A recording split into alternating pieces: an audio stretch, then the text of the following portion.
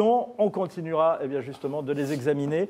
On va s'intéresser à une autre question qui est dans l'actualité. 240 voix pour, 85 contre. Le Sénat adopte sans surprise la réforme de la SNCF. Alors, question, les syndicats doivent-ils jeter l'éponge? Et puis, êtes-vous pour ou contre la poursuite de la grève à la SNCF? Ça, c'est la question qu'on pose sur Twitter. En attendant, voici la réponse à toutes ces questions de Philippe Martinez. On écoute le patron de la CGT. La CGT, elle va continuer, comme elle l'a annoncé, le mouvement en cours jusqu'à fin juin, ce qui est la date prévue pour l'instant. Ce que je constate, c'est que la mobilisation a permis des reculs du gouvernement. Vous voyez, la dette, c'était pas prévu de la reprendre. Elle est, pour une part, reprise, mais il reste à discuter. Un certain nombre de choses, on parle beaucoup de la convention collective qui n'existe toujours pas, c'est-à-dire que pour l'instant, les cheminots ont le choix entre leur statut ou rien du tout, et vous comprenez que ça inquiète du monde. Il y a besoin de maintenir la pression et de maintenir ce débat sur de quoi nous avons besoin dans notre pays en matière de mobilité ferroviaire.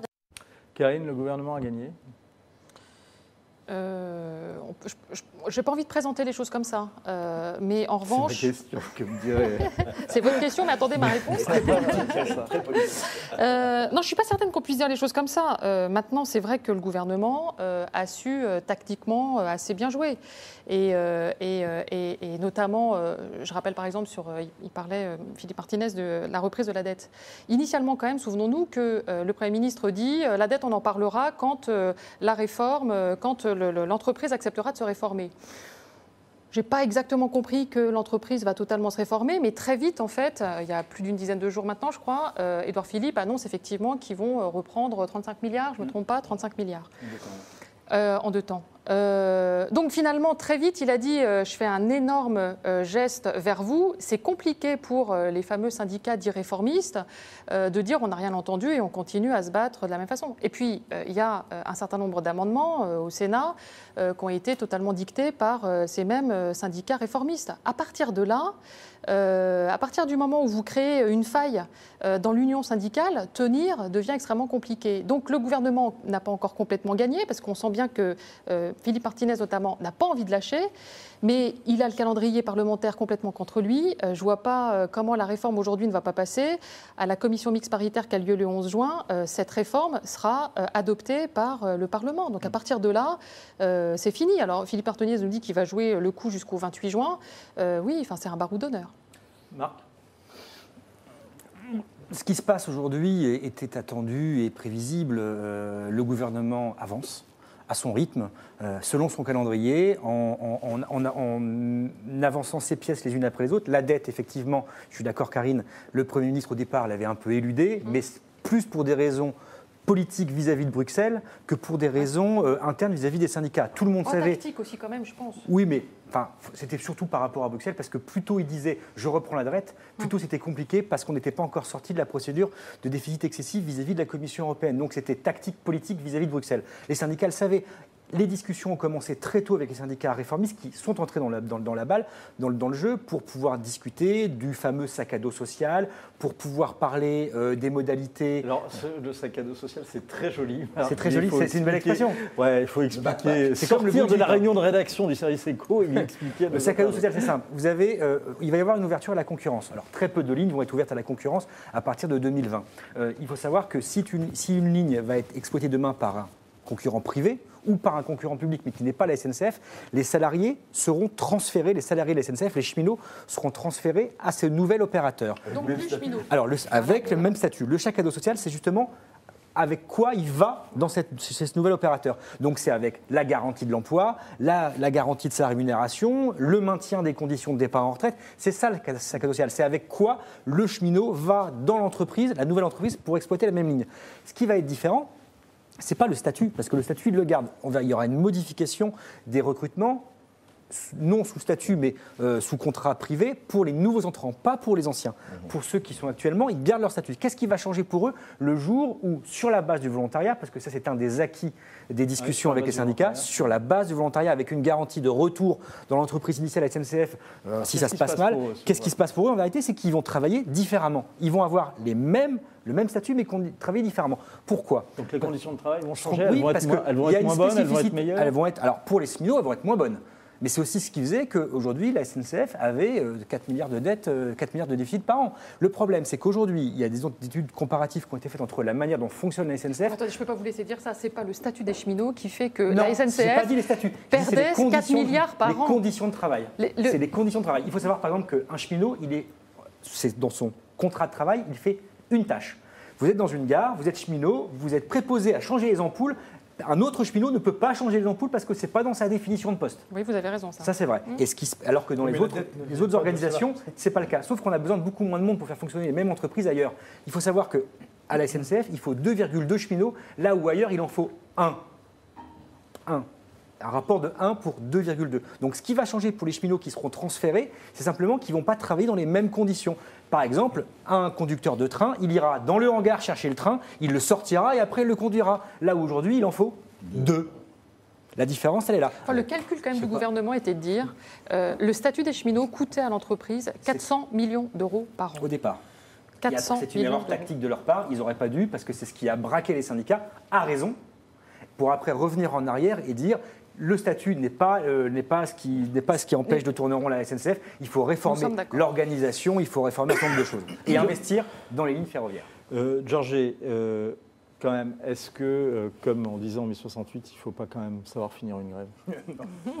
C'était pas en 68, c'est en 36, c'est bon. En 36, Vincent, on l'a dit en 68 aussi. Et en plus, il disait pas que ça. Il disait qu'il faut savoir finir une grève quand on a obtenu satisfaction. Et quand on a obtenu satisfaction, il peut y avoir des compromis qui fait qu'il faut qu'on accepte de ne pas avoir tout gagné. On se réjouit d'avoir Marc-André pour refaire ces précisions et on comprend pourquoi.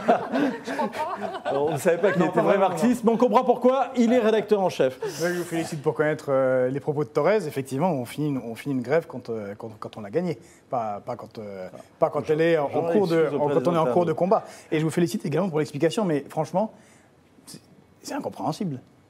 Le statut qui va passer d'une entreprise à l'autre avec les lignes qui vont être privatisées, pas privatisées, ça a déjà été fait en Grande-Bretagne. Non, c'est pas vrai. Ah, mais si. Non, on peut pas dire ça. La Grande-Bretagne, ça n'a rien à voir. Ah, je vous ai pas coupé. Ça n'a rien à voir. Non, ça n'a rien à voir. Ce que vous dites est faux. Ce que vous dites est faux. Il n'y a pas eu des lignes privatisées avec des morceaux d'État. Non, en Grande-Bretagne, on a donné au privé le réseau. Le réseau reste public en France. Donc ça n'a rien à voir. Et ce qu'on a fait, c'est qu'on a privatisé le transport de toutes les lignes, ce qui n'est pas le cas en France. On verra combien de temps il restera public. Parce qu'à chaque fois, c'est fait par petits bouts et la prochaine fois, ça sera le réseau qui sera privatisé. En tout cas, le chaos a été total dans ce pays, au point où l'État a dû refinancer. En fait, j'espère que les cheminots n'abandonneront pas, parce que le problème ici, encore une fois, ce n'est pas juste sauver le statut des cheminots, parce que c'est quand même l'argumentaire du gouvernement, c'est sauver le service public. Parce que ce n'est pas que dans les transports ferroviaires, ça va être dans les écoles, ça va être dans les hôpitaux. Non, mais quand une loi est votée par le Parlement, vous faites comment pour continuer ? Eh bien, on lutte, mais on continue. Je suis désolé. Effectivement, le gouvernement a décidé d'imposer un programme ultra libéral. Il va le passer le 11 juin. Cela n'empêche pas de proposer de continuer à lutter et de faire grève. Enfin, pourquoi est-ce qu'il faudrait qu'on accepte ? C'est ce que vous dites. Juste parce qu'ils ont été élus il y a un an, donc ils ont la légitimité quand même. Ils ont la légitimité d'agir. Il applique la même politique qu'il appliquait quand il était quand il était conseiller de M. Hollande à l'Élysée. Donc ça veut dire que les Français sont au courant de sa politique et qu'ils ont voté pour lui. Il a été élu par 44% par une abstention de 56% au second tour et donc par à peine un quart des Français. Et il est légalement élu. La légitimité, c'est un petit peu autre chose, il me semble, en politique. Or, M. Berkoff a raison. Encore une fois, ceci va mettre des gens au chômage, va rendre compliqué les transports en France, et ceci nous vient non pas de Macron, le pauvre homme n'est pas coupable dans ce domaine, ça nous vient du pacte ferroviaire qui a été décidé il y a 15 ans à Bruxelles. Au lieu de faire un système ferroviaire auquel tous les Européens pourraient s'attacher, qui soit européen, avec un service public européen, ils vont mettre la guerre Mais non, ce ne sont pas des mots, c'est la politique, monsieur. Ils vont mettre en guerre tous les mots. Mais non, ils vont mettre en guerre les services, les chemins de fer, les uns contre les autres, et provoquer encore plus de détestation de cette Europe-là. Alors, je donne la parole au camarade Berkoff. Alors, je voudrais quand même vous demander que le pourfendeur des 35 heures quand même que vous avez été, libéral... non, pas libéral, le pourfendeur populaire des 35 heures est bien obligé de dire bravo Macron dans cette affaire. Mais attendez, bravo Macron. Macron pratique toujours le côté transgenre dont il a l'apanage. Ça veut dire qu'il ne va pas assez... En fait, pour résumer sur la SNCF, les syndicats ont perdu, là. C'est-à-dire qu'il a gagné, le gouvernement. En quoi il a gagné? Il a gagné, et là, Macron fait du Hollande, j'adore, il dit c'est pas cher, c'est l'État qui paye. C'est-à-dire, on rend flou, on fait la dette, le contribuable payera, tout va bien. Bon, le vrai problème, c'est que moi, je suis effectivement pour qu'il y ait un statut. Le vrai problème, qu'est-ce qui rentre? Mais c'est un problème de fond dont on n'a pas du tout discuté, et même eux, qu'est-ce qui rentre dans le service public? Qu'est-ce qui doit être dans un pays aujourd'hui, au XXIe siècle?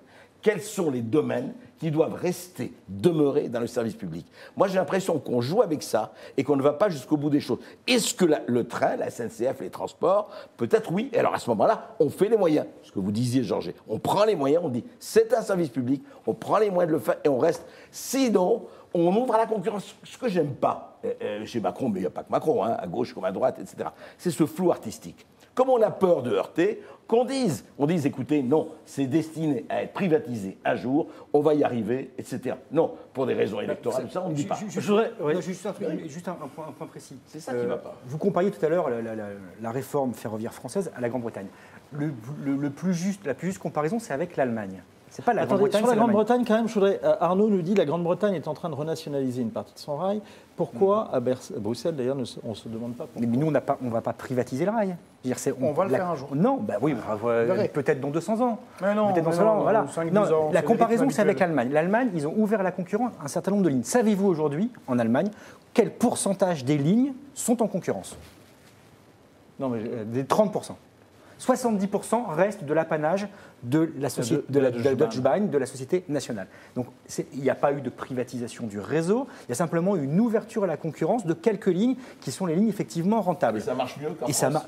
Oui, ça marche très bien. Ça marche très bien. Vous n'entendez pas de problème sur... Donc ça ne sert à rien de crier au catastrophisme en disant « oh là là, oh là là, oh là là, on va voir ce qu'on va voir maintenant qu'on va ouvrir un petit peu à la concurrence le rail français ». Par exemple, prenez... Total de lignes qui ont fermé pour beaucoup de citoyens, c'est un problème. Parce qu'il y a des lignes qui ont besoin d'être ouvertes. Vous parlez de Dijon tout à l'heure, autour de Dijon, les connexions autour de la grande communauté de Dijon sont très problématiques. Les gens n'arrivent pas, sont obligés de prendre la voiture, de faire des horaires absolument ahurissants. Il y a l'autopartage, mais non, ça marche beaucoup plus mal.